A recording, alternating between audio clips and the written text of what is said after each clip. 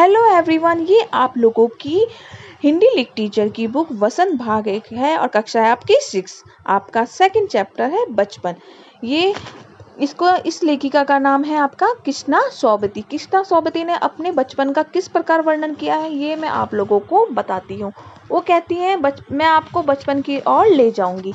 उसने कहा है कि मैं तुमसे इतनी बड़ी हूँ जैसे तुम्हारी दादी, नानी, बड़ी बुआ और मौसी भी हो सकती हूँ। परिवार में मुझे सभी लोग जीजी कहकर पुकारते हैं। जीजी मतलब बड़ी दीदी कहकर पुकारते हैं। हाँ, मैं इन दिनों कुछ बड़ा यानी उम्र में सयाना महसूस कर रही। सयाना मतलब समझदार जो होता है, ठीक है, महसूस कर रही हूँ। शायद इसलिए कि पिछली शताब्दी में मैं पैदा हुई हूँ। पिछले ज़माने में मतलब मैं पैदा हुई हूँ। मेरे पहनने ओढ़ने में काफ़ी बदलाव आए हैं। पहले मैं रंग-बिरंगे कपड़े पहनती रही हूँ, जैसे पहनती थी वो नीला, जामुनी, ग्रे, काला, चॉकलेटी। कुछ ऐसा मन करता था उनका पहनने का, और सफ़ेद भी पहनो, ऐसा मन होता था जैसे गहरे नहीं पहनो तो हल्के पहनूँ। मैंने इस पिछले दशकों में भी अलग-अलग पोशाकें पहनी हैं। पहले तो मैं कैसे पहनती थी, फ्रॉक, फ्रील, निक्कर, शॉर्ट लहंगे, गरारे, चूड़ीदार, घेरदार कुर्ते।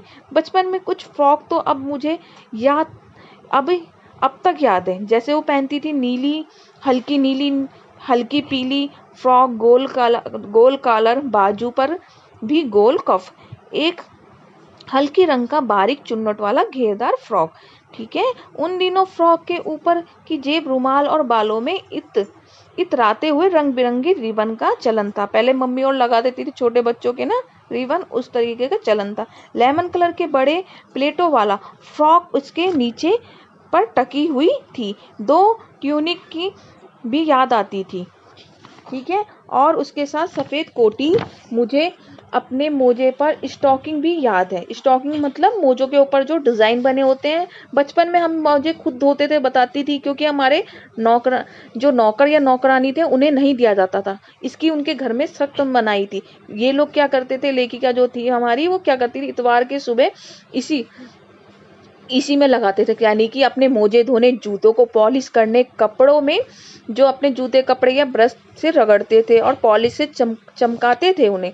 संवर कर बूट पॉलिश करना उनको बहुत अच्छा लगता था। हालांकि नई नई किस्म के आजकल के शूज आ चुके हैं। कहते हैं नए नए किस्म के आजकल तो जूते आ चुके हैं। कहना था कि कहीं ज़्यादा आरामदायक होते थे, ठीक है। और हमें नए जूते मिलते थे तो उसके साथ छालों का इलाज शुरू हो जाता। उनका कहने का मतलब था, जब हमें नए जूते मिलते थे तो पहले ही हमारे उसे पहनने के बाद पैरों में क्या हो जाते थे, हमारे छाले पड़ जाते थे। जब कभी लंबे सैर से निकलते तो वो अपने पास रुई जरूर रखते थे। क्यों रखते थे रुई? क्योंकि जूते के अंदर वो रुई लगा देते जिससे उनके छाले ना पड़े। अब तो कहते थे कि हमारे बचपन में और तुम्हारे बचपन में बहुत फ़र्क है। हर शनिवार को वह ऑलिव ऑयल या कैस्टर ऑयल पीना पड़ता था। यह एक बहुत मुश्किल काम था। शनिचर की सुबह में नाक में इस गंध में आने में छोटे से शीशी के गिलास, जिन पर ठीक खुराक के लिए निशान पड़े रहते थे, उन्हें देखते ही वे मितली होने लगती थी। वो कहती थी हर शनिचर को हमें ऑलिव कैस्टर ऑयल पीना पड़ता था इस शनिवार को, जिससे इनका पेट के जैसे बीमारी हो किसी प्रकार का वो पीते थे तो उसका पेट सही रहता था। हर एक बीमारी से उनको छुटकारा मिलता था, इसलिए उनको पिलाया जाता था। मगर उन्हें ये उनकी बदबू जो गंध होती थी उनको अच्छी नहीं लगती। मुझे आज भी लगता है कि अगर हम ना पीते तो हर शनिचर दवा को कुछ ज़्यादा बिगड़ने वाला नहीं, सेहत ठीक रहती। कहते अगर नहीं भी पीते तब भी हमारी सेहत ठीक रहती। तुम्हें बताऊंगी कि हमारे समय पर तुम्हारे कितनी दूरी हो चुकी है। वो कहती है कि तुम्हें बताऊंगी मैं हमारे समय में कितनी दूरी हो चुकी है। याद आ रहे उन्हें उन दिनों घरों में ग्रामोफोन, रेडियो, टेलीविजन नहीं थे। वो बोलती थी अभी भी हमें याद आ रहे थे कि ग्रामोफोन नहीं था, ना रेडियो था, ना टेलीविजन, किसी प्रकार का कोई इलेक्ट्रॉनिक सामान नहीं था।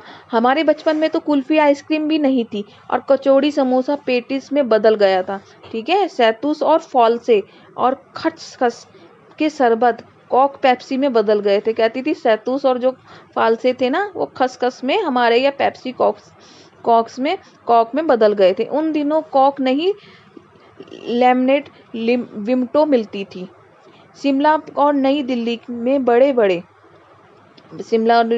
हुए बच्चों को वेंगर्स और डेवी को डेवी को रेस्तरां की चॉकलेट और पेप्सी का मजा देने वाली होती थी। हम भाई बहनों को ड्यूटी लगती थी शिमला मॉल में ब्राउन ब्रेड लाने की। ब्राउन ब्रेड क्या होती थी?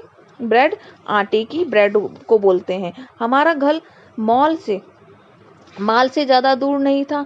एक छोटी सी एक छोटी अ, एक छोटी एक छोटी सी चढ़ाई पर गिरजा मैदान पहुंच जाते थे। वहां से एक उतरते ही माल का कन्फेक्शनरी काउंटर की तरह की पेस्ट्री और चॉकलेट की खुशबू मन बनाती थी। वो कहती थी हमारे घर के पास जो मॉल था उससे छोटी चढ़ाई और गिरजा मैदान था, वहां पर चतराई के कन्फेक्शन काउंटर की तरफ पेप्सी की चॉकलेट उनको खुशबू मन भावनी मतलब बहुत अच्छी लगती थी। हमें उनको एक हफ्ते में एक बार चॉकलेट खरीदने की छूट मिलती थी। सबसे ज्यादा मेरे पास चॉकलेट टॉफी का स्टॉक रहता था। बताती थी स्टॉक रहता था मेरे पास, मतलब मेरे पास स्टॉक भरा रहता था। मैं चॉकलेट लेकर खड़े खड़े कभी ना खाती थी और घर लाकर साइड बोर्ड पर रख देती थी। कहती थी मैं जो चॉकलेट देती थी मैं उसको नहीं खाती थी, साइड बोर्ड होता था उसको किनारे में रख देती। रात के खाने के बाद बिस्तर में लेटकर मजा ले लेकर खाती थी। शिमला में काफल भी बहुत याद आते हैं। काफल एक फल होता है शिमला में, वो खट्टे मीठे होते हैं और एकदम लाल और कुछ गुलाबी रस भरी और कस्मल सोचकर ही होते हैं। सोचकर मुंह में पानी ऐसा आ जाता है। लेखिका कहती है कि चेस्टनट एक और गजब की चीज है। आग पर भुने जाते हैं और वह उनके छिलके उतार कर मुंह में चने जोर गरम और अनार के दाने का चूर्ण। हाँ हाँ, चने और जोर गरम की पुड़िया भी तब भी वह अब भी नजर आती है। चरमगोन जो चने में भुने हुए रहते हैं उसमें प्याज और डाल के बनाते हैं, मसाला डाल के ना, उसको चना गरम कहते हैं। पुराने कागजों में बनाई हुई इस पुड़िया में नीरा हाथ का कमाल रहता था। वो नीचे से तिकोने करके ना लपेट कर ऊपर से और इतनी चौड़ी और चने को आसानी से हथेली पर पहुंच जाते थे। एक वक्त था जब फिल्म का गाना चना जोर गरम बाबू ने लाया मजेदार चना जोर गरम उन दिनों स्कूल के हर बच्चे को आता था।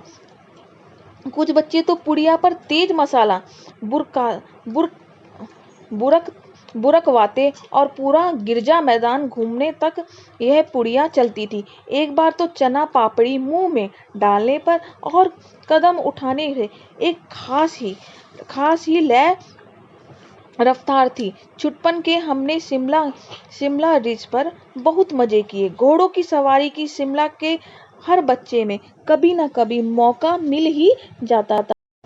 हम जाने क्यों घोड़ों को कुछ कम तक करके समझते थे और उन पर हम हंसते थे। ननिहाल के घोड़े, ननिहाल मतलब नानी के घर पे जो घोड़े होते थे वो हष्ट-पुष्ट मतलब मोटे ताजे और खूबसूरत होते थे। उनकी बात फिर कभी शाम को रंग बिरंगे गुब्बारे और सामने जाखू का पहाड़ और ऊंचा चर्च की चोटियां बजते हुए दूर दूर तक उनकी गूंज फैल जाती थी। लगता था इसके गीत से प्रभु इष्ट यीशु सर कुछ कह रहे हैं। सामने आकाश पर सूर्यास्त हो रहा था। जो आकाश था उसमें सूर्य हमारा डूब रहा था। गुलाबी सुनहरी धारियां नीले आसमान पर फैल रही थी। दूर दूर पर फैले पहाड़ों के मुखड़े गहराने लगे और देखते देखते बत्तियां टिमटिमाने लगी, मतलब जलबुझ होने लगी। रिज पर की रौनक और माल की दुकानों में चमक के भी क्या कहने थे। ठीक है,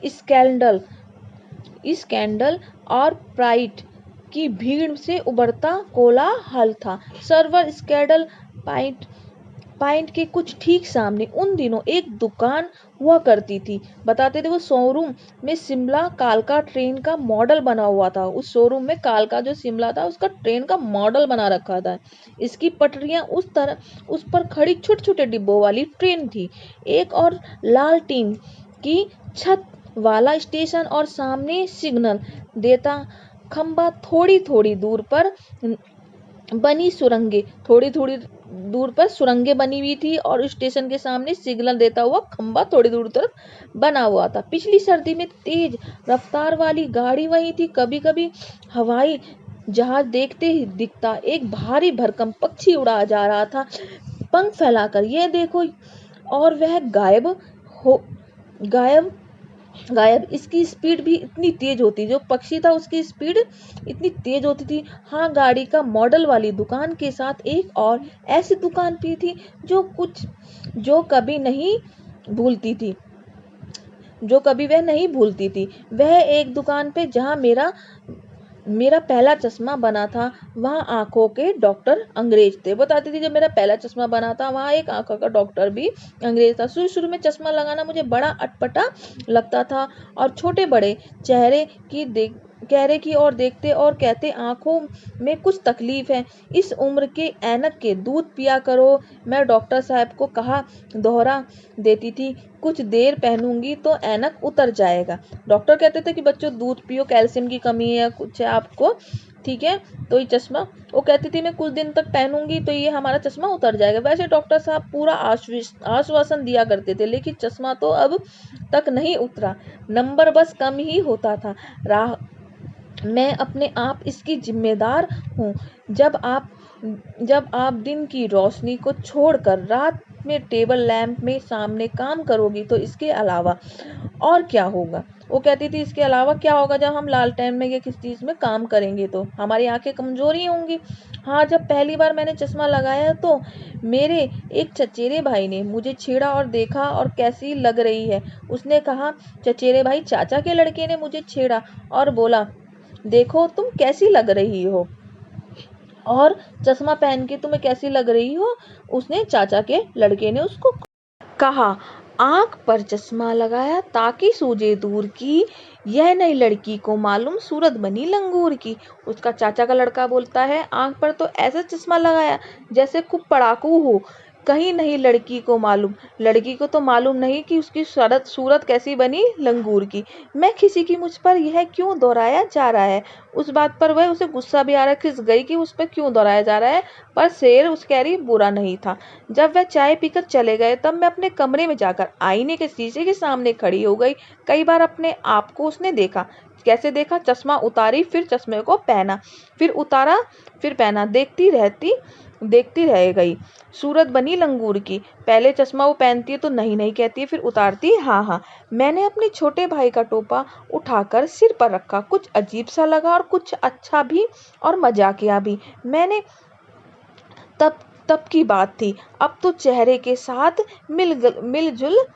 घुल मिल गया था। चश्मा जब कभी उतरा हुआ होता था तो चेहरा उस खाली खाली लगने लगता था। वो कहते थे जब चश्मा में उतार देते तो चेहरा हमारा क्या खाली खाली लगता था। याद आ गया वह टोपा, काली फ्रेम का चश्मा और लंगूर की सूरत। उसे अब याद भी आता है जो काली फ्रेम का जो काला चश्मा होता था और लंगूर जैसी सूरत जो उसका चाचा का लड़का बोलता था। हाँ, इन दिनों शिमला में सिर पर टोपी लगाना पसंद करती हूँ। मैंने कई रंगों की जमा कर ली है, और कहाँ दुपट्टों का ओढ़ना और कहाँ सहल सुबीते वाली हिमाचली टोपियाँ। वो कहती है दुपट्टों का जो ओढ़ना होता था और सहज सुबीती मतलब हिमाचली टोपियाँ। इस प्रकार कृष्णा सोबती ने अपने बचपन का वर्णन किया है। आपका सेकंड चैप्टर आपका कंप्लीट होता है। धन्यवाद।